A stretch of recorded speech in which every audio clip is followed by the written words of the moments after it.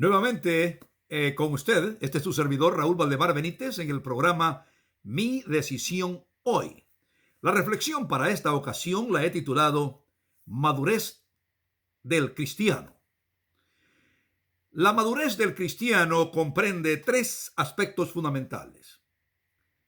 Primero, la habilidad y disponibilidad para distinguir entre el bien y el mal. Luego, la dependencia que debe tener el cristiano de la divinidad o de Dios.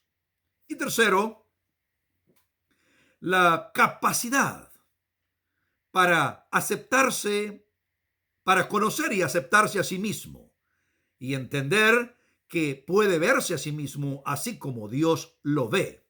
Estos tres aspectos son fundamentales para explicar la madurez del cristiano. Cuando hablamos de madurez, también hablamos de desarrollo, lógicamente. Podríamos comparar la madurez física, la madurez psicológica de la persona. Cuando hablamos de la madurez física, entendemos que hay un desarrollo físico que pasa el individuo desde que nace, luego cuando puede caminar, tiene la habilidad o desarrolla la habilidad de hablar, y así sucesivamente hasta que puede reproducirse. Podemos decir el desarrollo de la persona humana desde que nace, luego camina, habla, pasa por la pubertad, llega a la adolescencia y alcanza cierta madurez cuando ya puede reproducirse. Esa sería la edad de la madurez del ser humano físicamente hablando. Pero ¿qué pasa con la madurez cognitiva y la madurez psicológica? En la madurez psicológica entendemos dos cosas.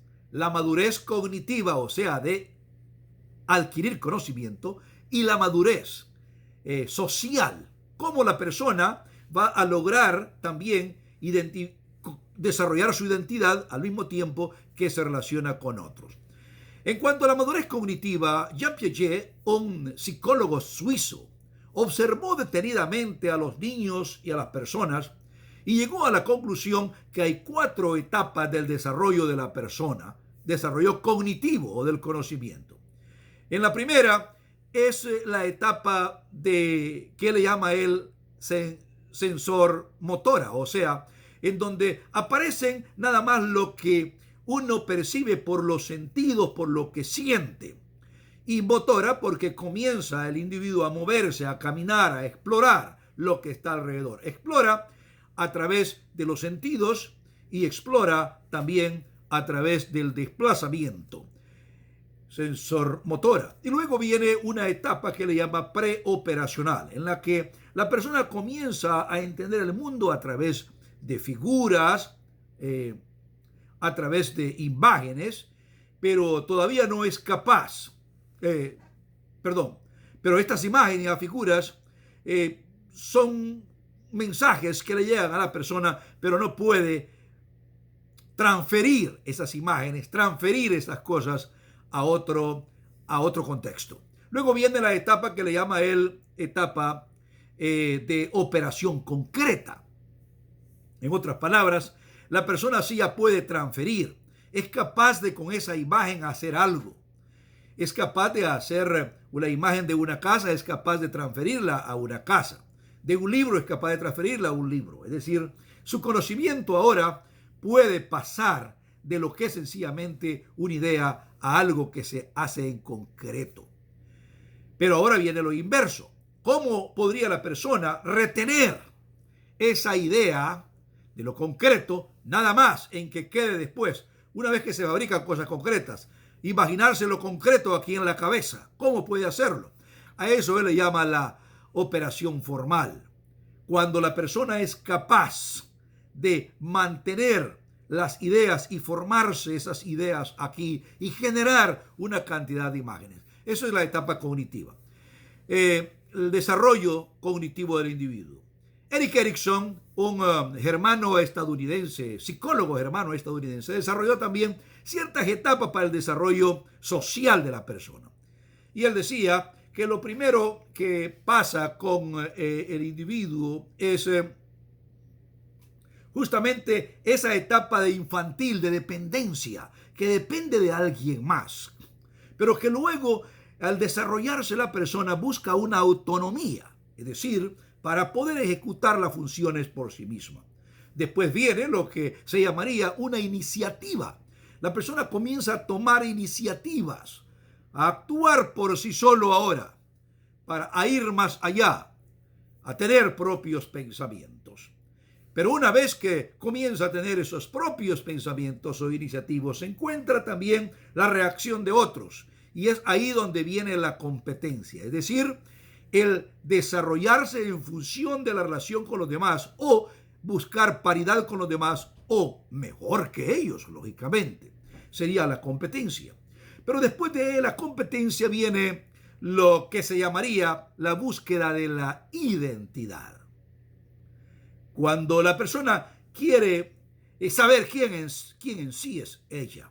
Y esa búsqueda de identidad, que está asociado bastante con la adolescencia, lleva después a la otra parte. Una vez que la persona ha formado su identidad psicológica y social, ahora busca la reproducción en la intimidad.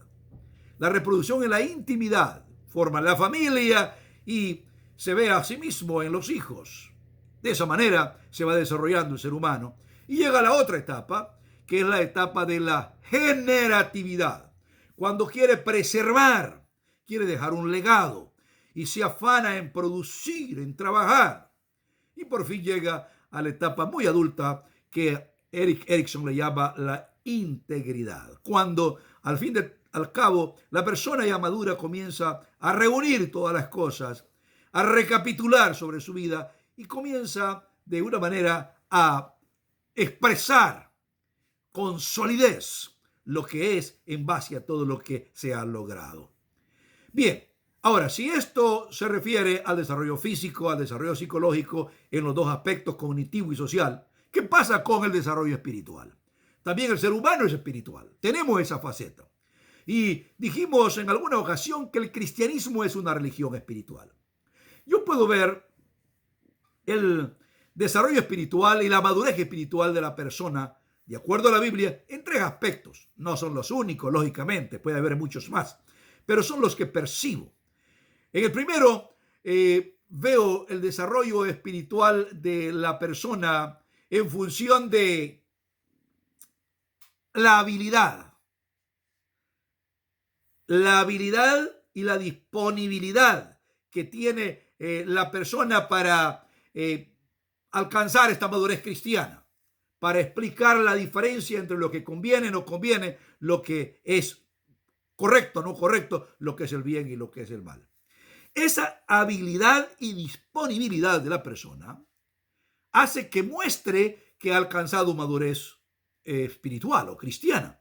El libro de Hebreos, el escritor expone, allí casi al final del capítulo 5 del libro, que hay personas que no han alcanzado madurez y que son como niños que necesitan que alguien les explique siempre, les interprete siempre y depende de la interpretación de otras personas para poder tomar una decisión. Pero que el cristiano maduro toma sus propias decisiones porque alcanza esa meta específica de discernir entre lo que conviene y lo que no conviene, entre lo que es incorrecto o no es correcto. También el apóstol San Pablo, en 1 Corintios, capítulo número 10, versos 23 y 24, él dice que el cristiano maduro es aquel que también puede distinguir entre lo que es legal y lo que edifica y conviene.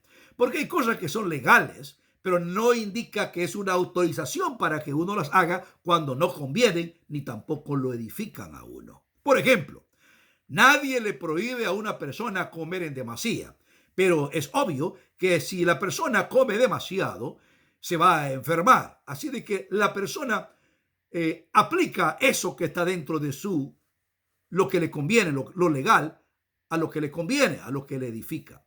Y no abusa de eso. En otras palabras, es la persona que no abusa de lo que realmente puede usar o de lo que le permite la legalidad. Jesús habló también en la parábola del siervo inútil, que se encuentra en el libro de San Lucas capítulo 17, que el cristiano maduro, básicamente espiritual, es aquel que va más allá de lo que espera la norma social para él. Si hace solo lo que dice la norma social para él, o lo que tiene que hacer, porque todos lo esperan, que diga que es un siervo inútil, porque tiene que ir más allá. Se espera que el cristiano vaya más allá de la norma simplemente moral, que vaya no solamente a actuar por la regulación de la conducta, sino que se regule su intención por su relación con Dios. Así que el primer aspecto aquí de la madurez espiritual sería la habilidad y disponibilidad para distinguir entre el bien y el mal. El segundo aspecto es la dependencia de Dios. En el diálogo que San Juan en su evangelio presenta entre Jesús y Pedro, donde Jesús le pregunta a Pedro, ¿me amas? Jesús concluye diciendo a Pedro que Pedro, cuando era niño, iba donde quería, actuaba por sus impulsos, pero una vez que alcanza madurez, él dependerá de otro. En otras palabras, la persona que no está madura espiritualmente tiende a actuar con su egoísmo, con sus impulsos y no a depender de la dirección divina, de la guía divina. Pero ¿cómo uno puede depender de la guía divina? Pues es ahí donde el Espíritu Santo va a guiar a la persona. Y San Pablo habla en Gálatas capítulo 5 del fruto del Espíritu, que es amor, gozo, paz, benignidad, bondad, fe, paciencia, mansedumbre, templanza. Todo eso es parte de la evidencia que la persona está siendo guiada por el Espíritu. Y luego el apóstol San Pablo dice que la persona que es guiada por el Espíritu está equipada para también relacionarse adecuadamente con los demás, ayudándoles en sus crisis espirituales. Una persona que tenga problemas en su relación con Dios y con los demás podrá ser ayudado por alguien que está lleno del Espíritu Santo y está siendo guiado del Espíritu Santo, por un cristiano maduro. Por último, la Biblia nos presenta que la madurez del cristiano consiste en tener esa capacidad de conocerse y aceptarse a sí mismo de tal manera que uno pueda entender, comprender la perspectiva que Dios tiene de uno. El libro 1 de Corintios capítulo 13, que se llama el capítulo del amor, el apóstol San Pablo dice que hay tres cosas, virtudes fundamentales para el cristiano. Y esas son la fe, la esperanza y el amor. Pero que el amor es lo que muestra el servicio abnegado que el cristiano maduro debe dar. Si hace muchas cosas, pero no tiene amor, de nada sirve. Porque el amor cristiano no es sencillamente una emoción, es una entrega total. Existe un orden en el amor cristiano. Primero están los demás, después sigue uno. Amarás a tu prójimo como a ti mismo. Para que esto se logre, en verdad, uno debe estar conectado con Dios. Una vez que está conectado con Dios, está conectado con los demás y puede de alguna manera entender la situación de uno. El apóstol San Pablo dice que él, cuando no tenía ese amor o hacía las cosas sin ese amor, era como un niño que no solamente miraba las cosas en parte, pero también borrosas, así lo dice él. En otras palabras, cuando uno actúa sin ese amor, aunque haga un servicio, no está mostrando madurez espiritual. Porque en primer lugar, está haciendo en parte, dice él, no es todo. Y en segundo lugar, lo está haciendo borrosamente, no percibiendo la necesidad propia de uno, aunque haga un servicio a otro. Pero el asunto aquí se trata de madurar espiritualmente. Por lo tanto, la persona que desarrolla este amor genuino por otras personas, por Dios y por los demás, y puede dar este servicio abnegado, llega a entender mejor a Dios, y entendiendo a Dios llega a comprender la perspectiva que Dios tiene para él mismo. Y esto es una evidencia de su madurez. Dios nos bendiga y podamos nosotros entender estos tres aspectos fundamentales de la madurez del cristiano. La primera, que es la habilidad y disponibilidad para distinguir entre el bien y el mal. La segunda, depender de Dios por la guía del Espíritu Santo. Y la tercera, que es capacidad para conocerse a sí mismo mediante esa reflexión de aceptarnos como somos, desarrollar un servicio abnegado por amor y saber la perspectiva que Dios tiene de mí. Hasta luego.